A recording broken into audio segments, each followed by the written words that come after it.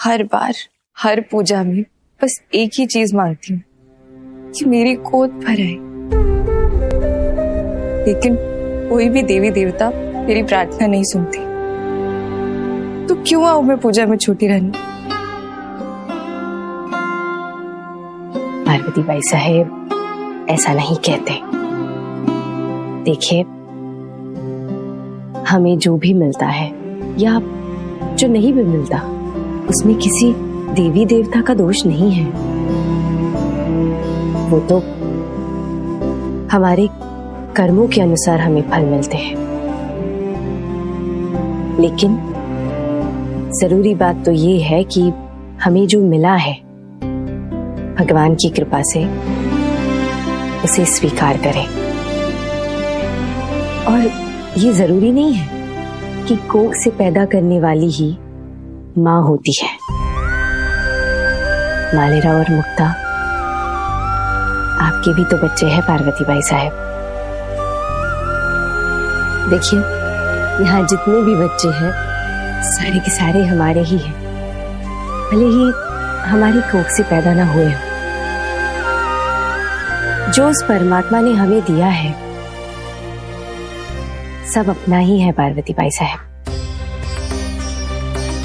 हाँ, मगर हर स्थिति को सुख की परिभाषा देकर ग्रहण करना ही हमें सीखना चाहिए। हमारा तो सिर्फ इतना ही कर्तव्य है कि भगवान के सामने हाथ फैलाकर प्रार्थना करें। वो तो हमारा स्वभाव है, पर इसे हम रोक नहीं सकते। आइए रानी साहब, गंगोबा तात्या जी ने दरबार में छोटी रानी को बुलाया है। चंबल वाली घटना पर आपातकालीन बैठक बुलाई है। मैं छोटी रानी को संदेश देती हूँ, आप जाइए।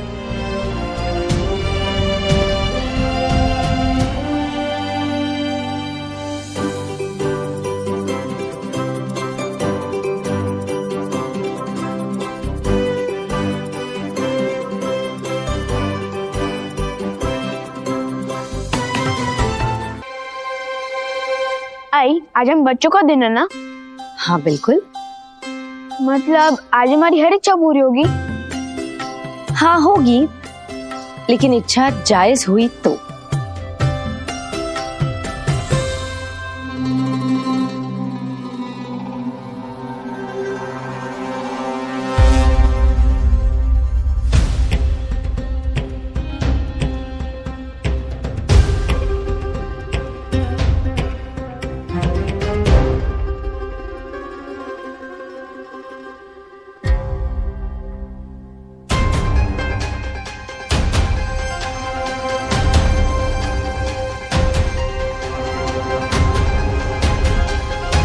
तो मैं आपसे कुछ मांगू?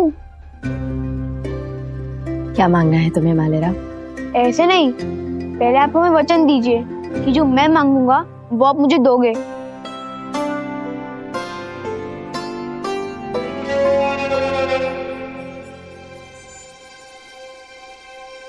अहिल्या, दे दो ना उसे वचन। वैसे भी मालेराव क्या मांगेगा? कपड़े, खिलौने, ज्ञान कक्ष से छुट्टी या फिर तलवारबाजी के अभ्यास से छुट्टी?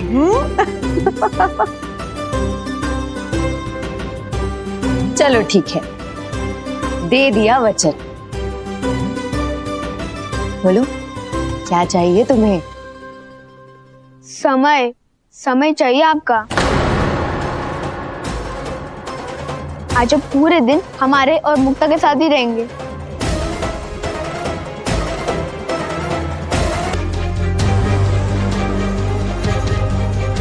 अहिल्या, मालेराव की इच्छा पूरी कर दो ना। सिर्फ एक ही दिन तो मांग रहा है तुमसे। और आज तो बच्चों का दिन है, उनकी हर इच्छा को पूरा करना आई बाबा का फर्ज है। और वैसे आज खंडेराव भी नहीं, तो ये जिम्मेदारी तुम्हें ही निभानी पड़ेगी। पूरा दिन मेरे साथ में ये संभव नहीं है मालेराव। मेरा आज दरबार जाना बहुत जरूरी है मालेराव। पर आपने वचन दिया था आई।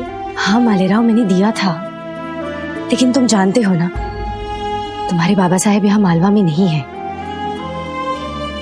और हमारे राज्य की दक्षिण सीमाएं संकट में हैं। उन्हें सुरक्षित करने के लिए हमें एक नई योजना बनानी है और उस योजना को जल्द से जल्द अंजाम तक पहुंचा देना भी है। वो सब मैं कुछ नहीं जानता है। आपने मुझसे वादा किया है और मुझे वचन भी दिया था।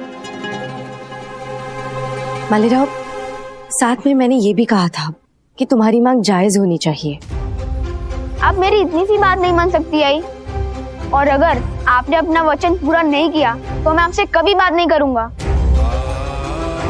मालेराव, देखो, बात को समझो बेटा। ये बहुत सारे लोगों की जिंदगी का सवाल है। पर आप मुझे अपना एक दिन नहीं दे सकती। मालेराव, ये क्या बात है? बार बार एक ही बात की जिद किए जा रहे हो तुम। आप भी तो बार बार एक ही बात कर रही है और मेरी इच्छा आपके लिए कोई मायने ही नहीं रखती। और दूसरों को दिया हुआ वचन आप अच्छी तरह निभाती है, लेकिन मुझे दिया हुआ वचन अगर टूट जाए तो क्या फर्क पड़ता है? और मैं आपसे बात भी ना करूं फिर भी क्या फर्क पड़ता है? और वैसे भी आप ना मुझसे प्यार करती थी, ना करती है और ना कभी करेंगी। मैं जा रहा हूँ। मालेराव,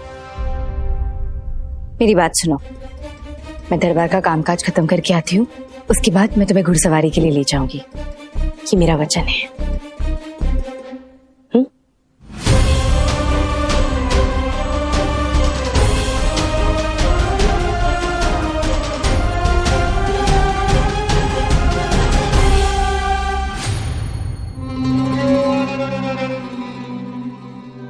अहिल्या, मैं तुम्हारी मुश्किल समझती हूँ और वो सही भी है, लेकिन मुझे मालेराव की चिंता हो रही है। इतनी छोटी सी उम्र में अगर मन में कोई बात बैठ जाए ना तो। हाँ अहिल्या, द्वारका रानी साहब बिल्कुल सही कह रही हैं। तुम्हें कोई दूसरा उपाय सोचना होगा। आज के दिन तुम अपनी जगह पे किसी और काबिल शख्स को अपना दरबार का काम क्यों नहीं दे देती? बाकी कल तो तुम हो ही।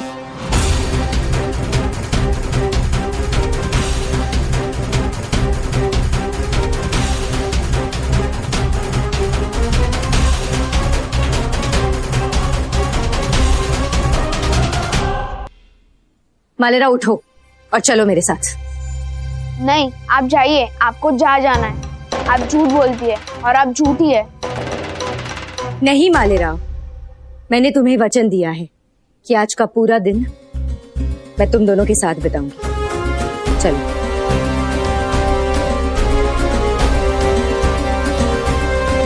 लेकिन तुम्हें भी मुझे एक वचन देना होगा मालेराव कि मैं तुम्हें जहां भी लेकर जाऊंगी तुम बिना कोई प्रश्न किए मेरे साथ चलोगे। मंजूर है? हाँ, मुझे मंजूर है।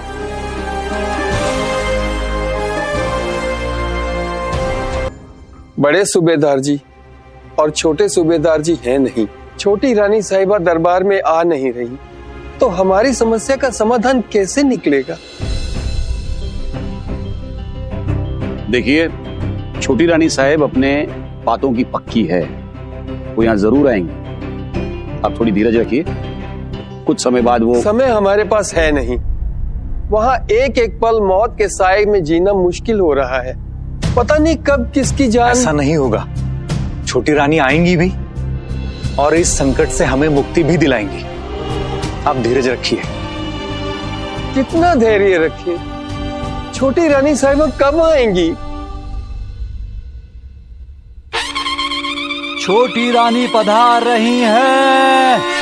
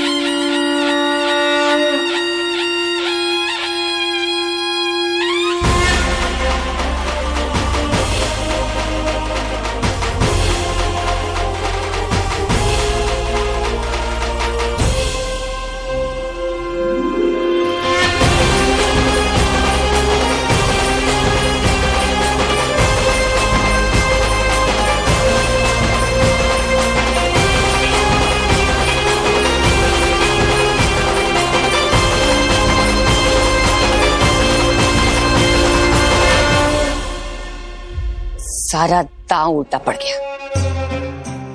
मैंने सोचा था अहिल्या दरबार नहीं जाएगी तो सावई साहब को बुलाने के अलावा उनके पास और कोई चारा नहीं होगा, लेकिन ये नहीं पता था कि वो दोनों बच्चों को लेकर दरबार पहुंच जाएगी।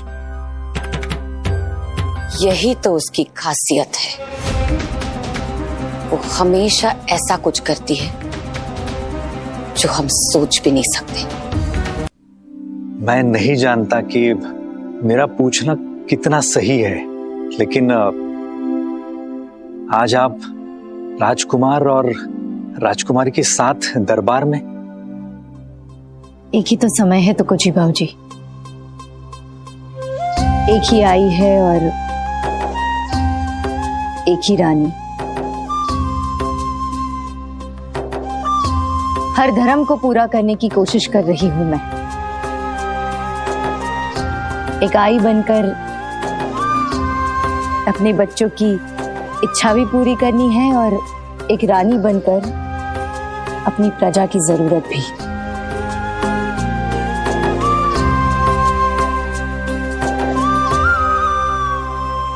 कुछ भी हो, आने वाले समय में छोटी रानी साहब के इस कर्तव्य पालन को सिर्फ मालवा ही क्यों, खुद इतिहास भी नतमस्तक होकर अपने पन्नों पर अंकित करेगा।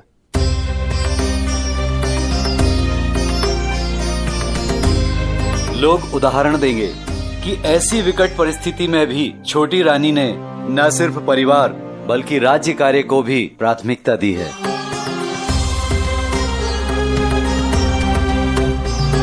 जी। पुण्य श्लोक अहिल्याबाई देवी की जय।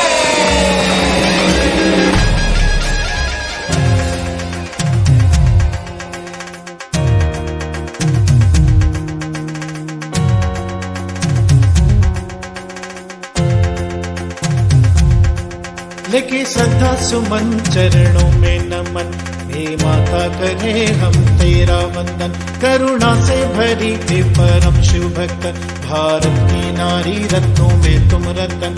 अंधकार में प्रकाश ज्योति बनी, देवी तुम्हारी गाथा अमर। देवी अहिल्याबाई बोलकर, माता अहिल्याबाई बोलकर, देवी अहिल्याबाई बोलकर।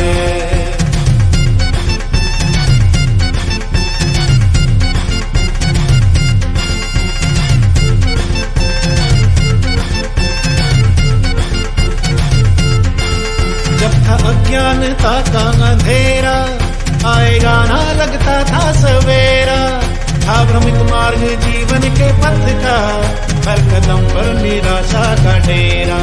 दिया तुमने जन्म जैसे कोई अवतार, था समर्पित जीवन सब पे किया उपकार। दिया संदेश धर्म पथ पर चलने का, सदा सच्ची दिखाई डगर। देवी अहिल्याबाई बोलकर, माता अहिल्याबाई बोलकर, देवी अहिल्याबाई बोलकर।